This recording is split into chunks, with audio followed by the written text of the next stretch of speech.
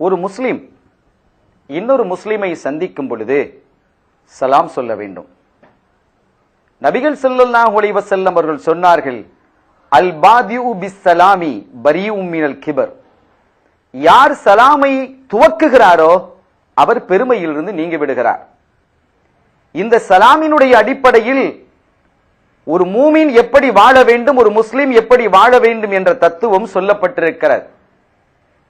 அவர் எப்போது சலாமை ஆரம்பிக்கிறாரோ அப்போது அவரிடத்தில் பெருமை இல்லை என்பது உறுதியாக ஆகிவிடுகிறது. நான் என்ன இவருக்கு சலாம் சொல்வது, முகமன் கூறுவது என்று நினைக்கும் பொழுது அவருடைய உள்ளத்தில் பெருமை வந்து விடுகிறது. ஆக யார் சலாமை துவக்குகிறாரோ அவரிடத்தில் பெருமை இல்லை, தற்பெருமை இல்லை, அவர் அதை விட்டு நீங்கி விடுகிறார் என்று அன்னலம் கண்மணி ஸல்லல்லாஹு அலைஹி வஸல்லம் அவர்கள் அருளி இருக்கிறார்கள். இரண்டாவது, அப்படி சலாம் சொல்லும் பொழுதே இன்னொரு செய்தியையும் அதோடு இணைந்து இருக்கிறது. என்ன செய்தி அது?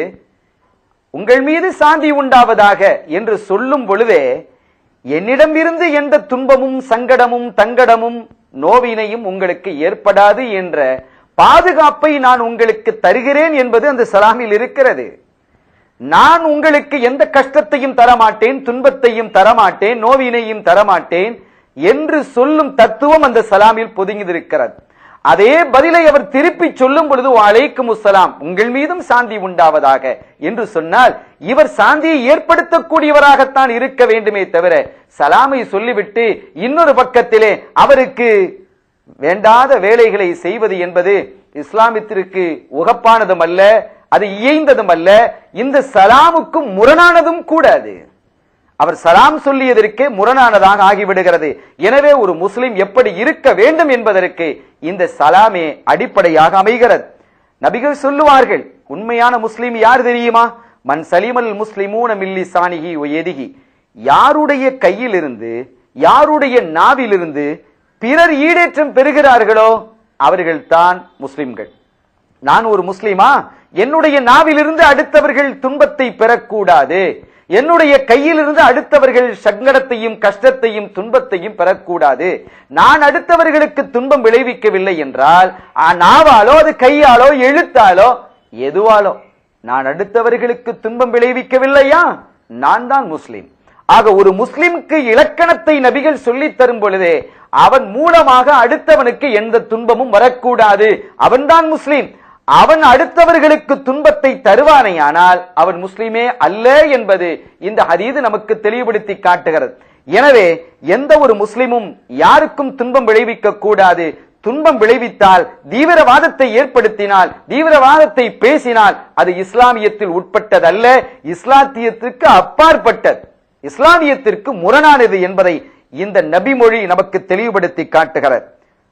அபூ ஹுரைரா ரலியல்லாஹு தஆலா அன்ஹு அவர்கள் அன்னலம் கண்மணி ஸல்லல்லாஹு அலைஹி வஸல்லம் அவர்களிடத்தில் வந்து சொன்னார்கள், அல்லிம்னி ஷைஅன் அன்தஃபிஉ யா ரசூலல்லாஹ், நாயகமே எனக்கு எதையாவது ஒன்றை கற்றுத் தாருங்கள், அதன் மூலமாக நான் பயனை பெறுவேன் என்று அவர்கள் குறிப்பிட்டார்கள்.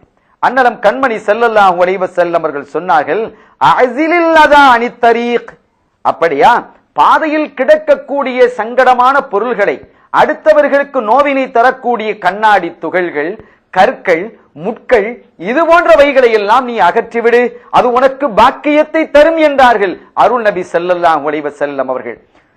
பாதையில் கிடக்கக்கூடிய அசுத்தத்தையும் ஆபத்தை ஏற்படுத்தக்கூடிய பொருள்களையும் நீக்குவதும் கூட இஸ்லாம் வலியுறுத்தி சொன்ன ஒரு செய்தி. அது ஒரு வணக்க வழிபாடு என்று குறிப்பிடுகிறது.